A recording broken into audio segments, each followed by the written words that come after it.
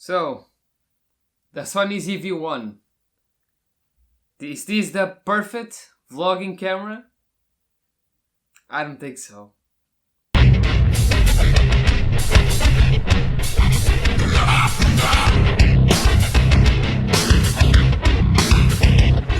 Hello guys, in this video I'll be talking about the Sony ZV1, which is to be announced on the 26th of May. By the time I post this video it might already been announced. This camera, I'm gonna pretty much give my thoughts on it. It's gonna be targeted to vloggers. Sony is targeting this camera for vloggers, so people who film themselves. It's gonna have a flip out screen, which finally they implemented a flip out screen to the side this time, not flip up like on the 6000 series.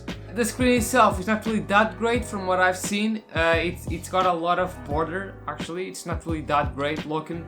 This camera overall, I don't really think it's gonna sell that well if it's priced too high. Even if it's priced a little bit lower, it's not gonna be that great for vloggers. I really do not see why Sony is targeting this camera for vloggers.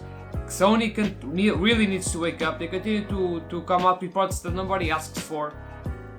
So this camera, pretty much they're targeting for vloggers, but it's supposed to have a 24-70mm equivalent in full frame lens, which is 1.8 to 2.8. Now, if you're really into vlogging, people who vlog are really not using 24mm. It is wide, but it's not as wide that I would call it a vlogging focal length. You would most likely want 20mm or lower, so it would have been much better if it was like, for example, a 16-35. Now that would have been great, but 24-70, really? For vlogging? I don't really think it's gonna work. The camera itself, I actually have some specs here, so it's pretty much gonna be like an RX 100 Mark 7. So it's gonna have a 1-inch sensor, so it's gonna suck in low light. It's gonna have the articulating screen, yeah, but it's not really that great looking.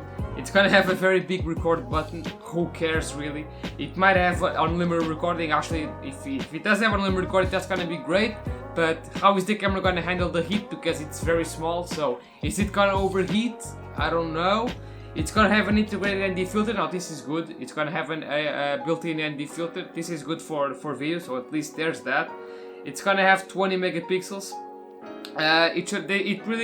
If it's meant for vlogging, and so its main target is video, so it most likely would benefit more if it was a lower megapixel sensor, like a 10 megapixel sensor, so it will depend better for low light. Or they could have used the quad Bayer sensor. We still really do not know if it's gonna be what type of sensor it's gonna be, if it's gonna be backside illuminated or not. We don't know. We just know for now that it's gonna be a 20 megapixel sensor. So we're gonna have to wait for the announcement.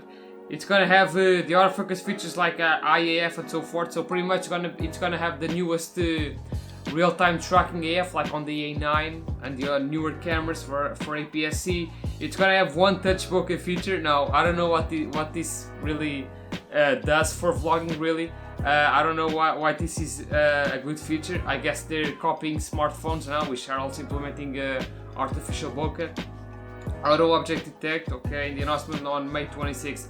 So this camera pretty much, it's gonna be an RX 100 Mark 7, but with the 24-70mm lens, which is what they used up until the Mark 5 model. Like I said, once again, this is not really gonna be a camera that I would see as great for vlogging, because the focal length, first of all, is 24-70. Like I said, it's not really wide enough for vlogging. I especially like 20mm. I think 20mm is really the best focal length for vlogging, because it's not really that wide and it's gonna have a lot of distortion, but it's not too tight that you're gonna have all your face pretty much filling the whole frame.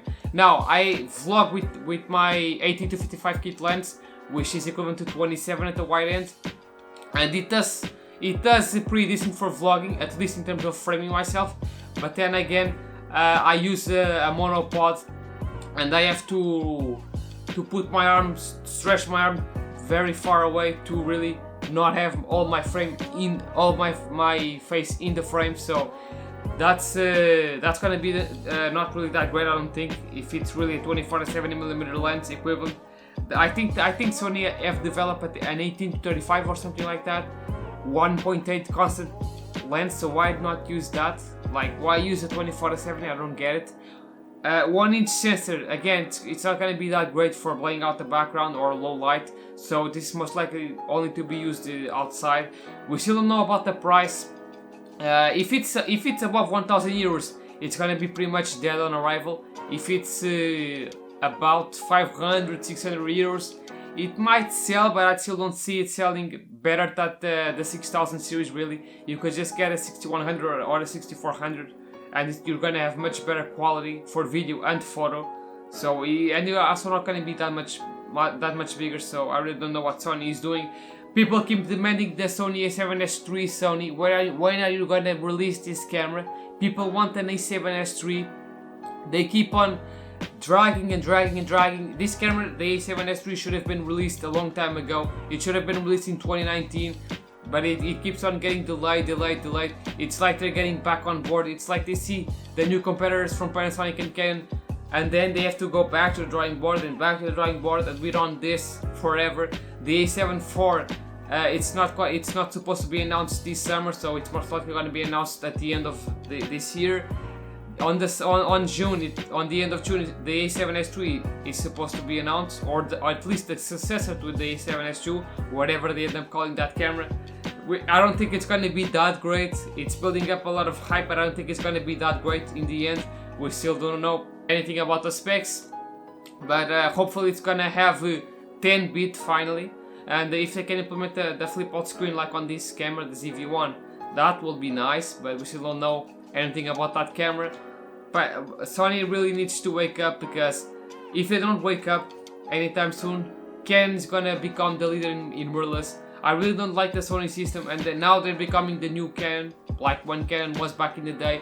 They keep on releasing cameras which nobody wants, and keep on crippling their cameras and releasing cameras which do not have the stuff that people want. So if Sony does not wake up very soon, I think they're gonna lose a lot of market share, like they're already losing to Canon. So Sony, wake up, please release a camera with 10-bit video, okay? Release a camera that really is not crippled, because otherwise everybody's gonna quit your system and switch. So that was it, guys. Just my opinions on the Sony ZV1. When this camera eventually gets released and we get the full specs, I might do another follow-up video. Probably not, but it was really just to put up a video about this camera and why Sony needs to wake up, and how they're being stubborn and keep on releasing cameras which are crippled and not what people want. So hopefully this means that the next iteration of Sony Alpha cameras gets a flip-out screen, because people have been asking for that a lot, because Sony does have the best autofocus for video, at least at the moment. So if they release a camera with a flip-out screen, that would be very nice.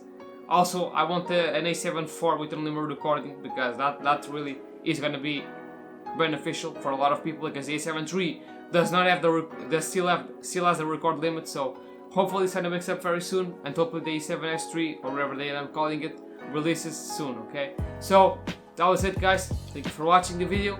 Be sure to subscribe to the channel if you like my work and want to support me, and stay on the lookout for new videos to come soon, okay? So take care, UNHOLY-OMEGA, signing out.